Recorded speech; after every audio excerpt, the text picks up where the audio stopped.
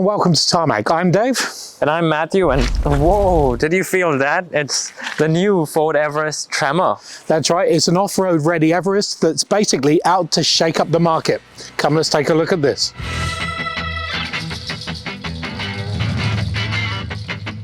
Now, as if the Ranger and Everest weren't off-road ready or basically capable enough, what Ford have done is added a Tremor to both models. So they've thrown a whole lot of gear in it. So when you want to take your family or yourself off-road, you're just ready to go. We're all ready to rock and roll, as it were. Up the front here, you've got a Tremor-specific grille. They've added in these LED lights here as part of a factory-built auxiliary light. So you've still got your C-clamps, but also extra lighting up the front here.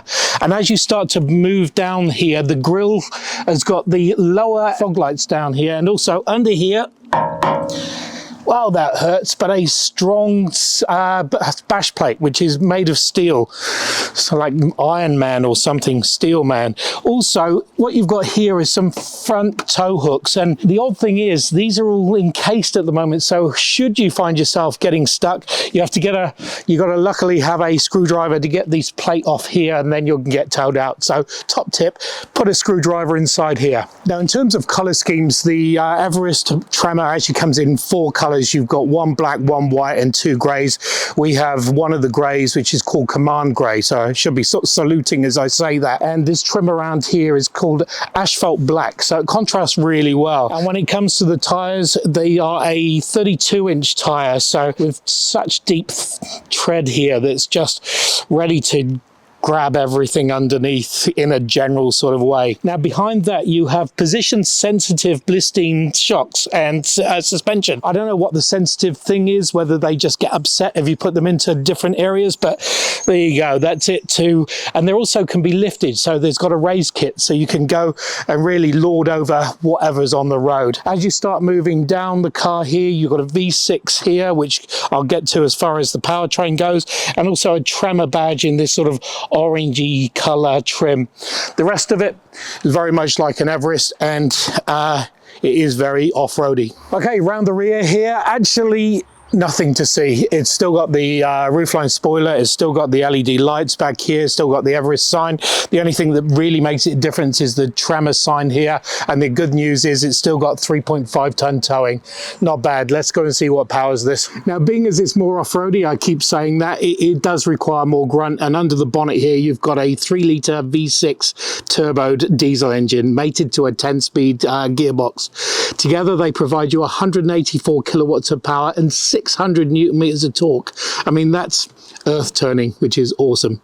Anyway, Matthew's inside and he'll turn over what's inside there. And the Tremor bits and pieces continue very much into the interior. So as you saw with the exterior, as Dave pointed out, the theme is very much that it's taken the Everest and add a few bits to make it more off-road ready. And the concept is very much the same in here. So what Ford have done is make all the surfaces, the materials, all of that easy to wipe down, easy to clean in the event that they get dirty and muddy, because they will in a car like this. It's what it's built for, and you can see that straight away with the way the tires are, the way that stance is, that this is not meant to go from traffic light to traffic light in the city. This is meant to go over hills and through water and whatever. So on the inside, a few things that are different. Firstly, the color of the contrast stitching matches more with the use of the material, so much darker and less contrasting,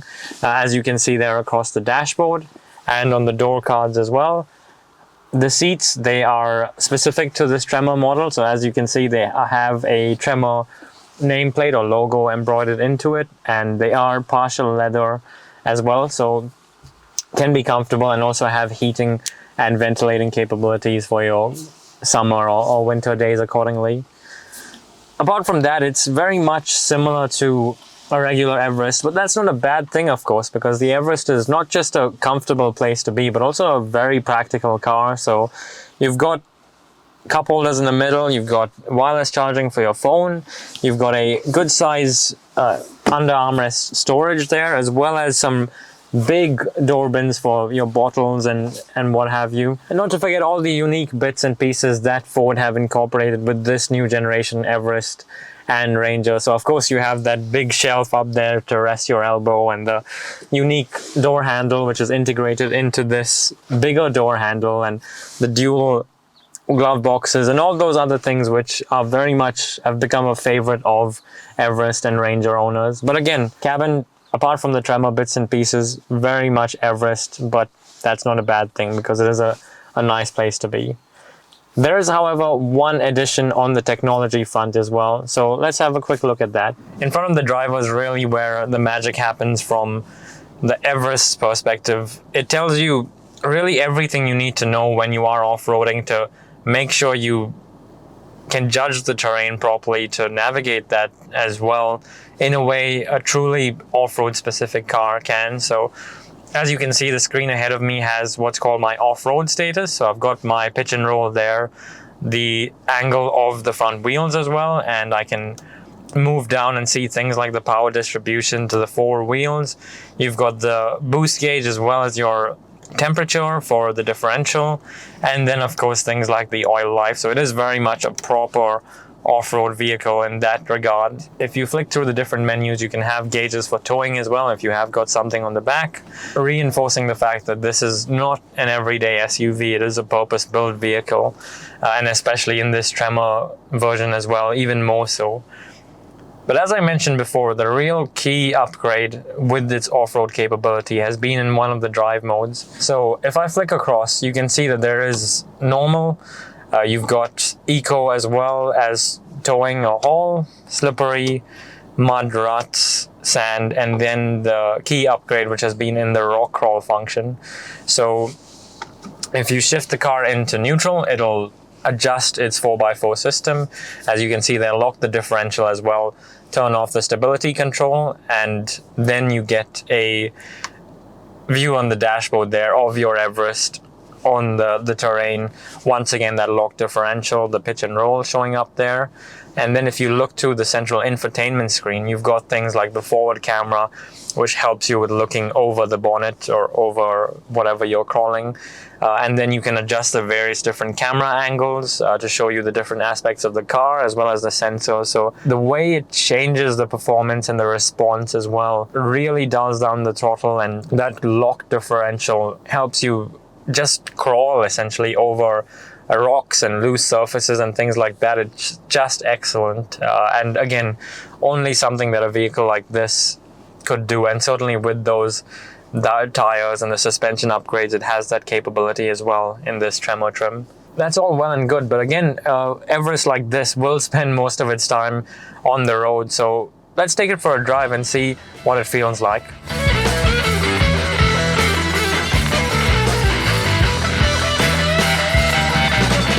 So cards on the table, I am a big fan of the Everest. Actually, I'm a big fan of Ford products, end of story.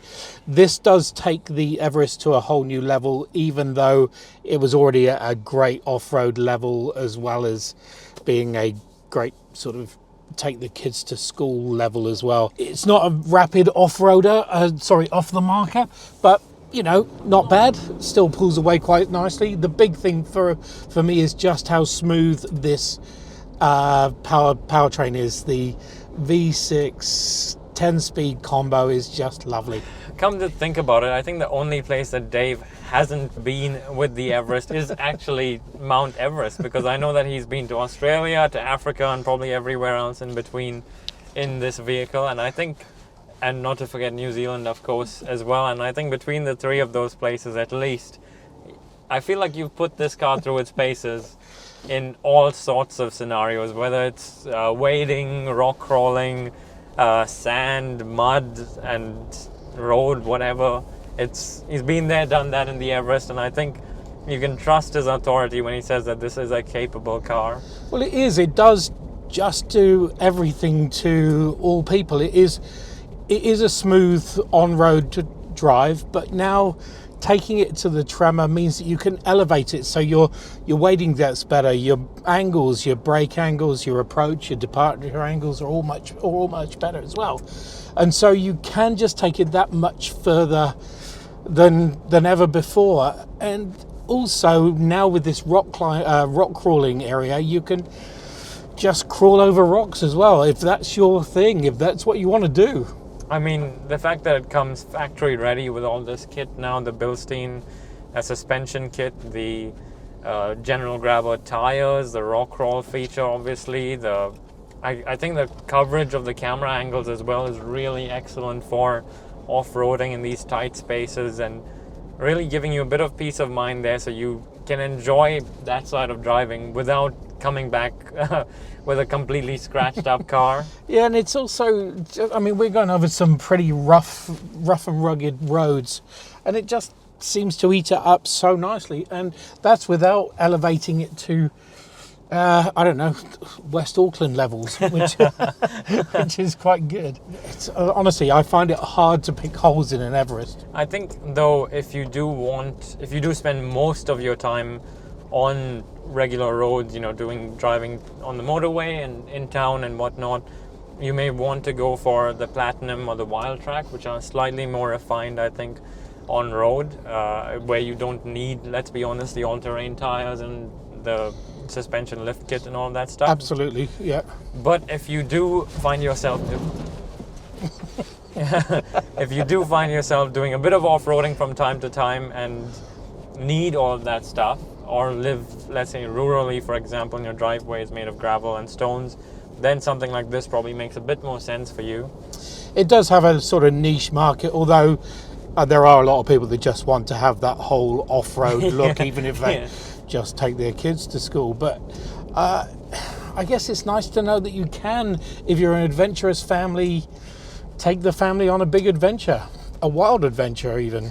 The good thing is, though, as I mentioned before, even if the kids are quaking, or let's be honest, bringing up their lunches, everything in the car is generally very easy to wipe down and clean. It's even got these rubber floor mats, so when you do get it caked in mud, you can, just power wash it off basically, and it'll be good as new again. And same thing with the exterior, those big wheel wells and the asphalt black arches and all those things, pressure washer will bring it back to a kind of factory ready or brand new look basically. At the same time, it's still got all of its Everest strengths, as Dave pointed out. So the practicalities, the fact that it's a true 7-seater vehicle, not to mention the ladder frame chassis and all of the abilities that brings. So it is really well rounded, even though this Tremor makes it biased a bit more to true off-roading, let's say.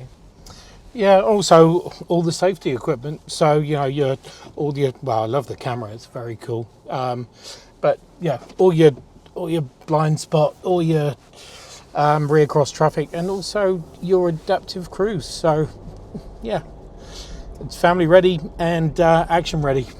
And with this generation of Everest as well, when you attach a trailer on the back, you have so much more functionality that extends to crossover that, including able to adjust the trailer braking. Of course, you have the blind spot monitoring that extends to make use, or rather allow for having the trailer as well. And there's even a towing mode. Exactly. So it is really capable in that sense too. So there you have it, the Ford Everest Tremor. So actually not as shaky on the road as I thought it would be. It's it's actually got great on and off-road manners. So absorbs all the bumps and all the terrain, and you can take it on a wild trek, even though we didn't on this one, unfortunately. So Ford, maybe you need to take me somewhere to show that as well. Even though the Everest is extremely capable off-road in its Wild Track, Platinum, all of those trim levels, I think adding this Tremor to that list just takes that one step further and allows you that, if you do want to really go off-road, the car's already ready from factory for that.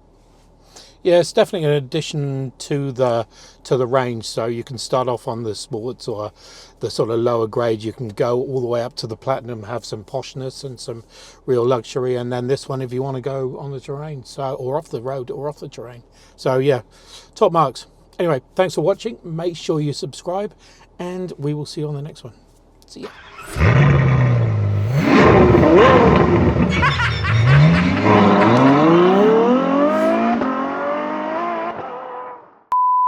Nice. Take up the market. Shake it, get it?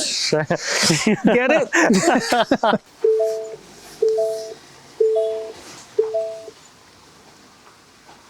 I don't know what Tremor Ready is. I think the only place that nice. And the Really? Your first fuck up? yeah. That's 2 words. Poor guy standing all alone there in the wilderness. I should put him down here with these other dogging people. Oh, Sorry, Harry. hopefully they don't take him away.